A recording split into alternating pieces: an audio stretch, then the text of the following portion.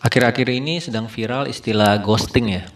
Ghosting itu adalah secara umum artinya orang tiba-tiba menghilang, nggak bisa dihubungin karena dia ingin menghindar dari permasalahan.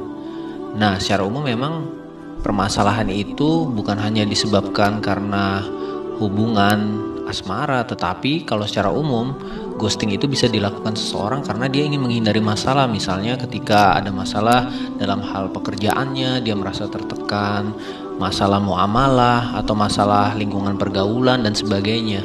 Nah, bagaimana Islam memandang hal seperti ini? Maka kita kembalikan kepada aturan Allah Subhanahu wa taala. Apakah aktivitas yang dia lakukan sesuai dengan aturan Allah atau tidak? Kalau memang sudah sesuai dengan aturan Allah, maka kita harus perhatikan beberapa hal. Yang pertama, firman Allah dalam surat Al-Anbiya ayat 35, Allah Subhanahu wa taala berfirman, A'udzubillahi minasyaitonirrajim, walanabluukum bisyarri wa khairi fitnah wa ilaina turja'un. Kami akan menguji kamu dengan keburukan dan kebaikan sebagai cobaan, dan hanya kepada kamilah kamu dikembalikan. Artinya memang setiap muslim pasti akan diuji oleh Allah, baik itu berupa keburukan maupun kebaikan.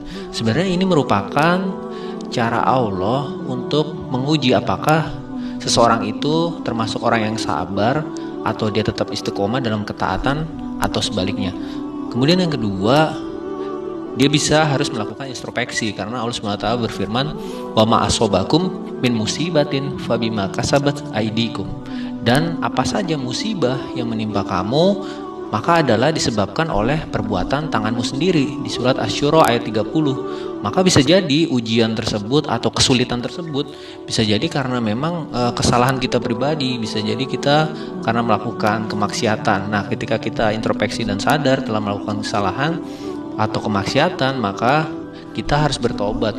Kita kembali kepada Allah dan berjanji tidak akan mengulanginya kembali. Dan Allah sangat mencintai orang-orang yang memang bertobat kepada Allah Subhanahu wa taala. Kemudian yang ketiga, kita harus meyakini bahwa di setiap kesulitan pasti di sana akan ada kemudahan, sebagaimana firman Allah Subhanahu wa taala dalam surat Al-Insyirah ayat 6, fa inna ma'al usri yusron, inna ma'al usri yusra. Maka sesungguhnya bersama kesulitan ada kemudahan. Sampai diulang 2 kali, sesungguhnya bersama kesulitan ada kemudahan.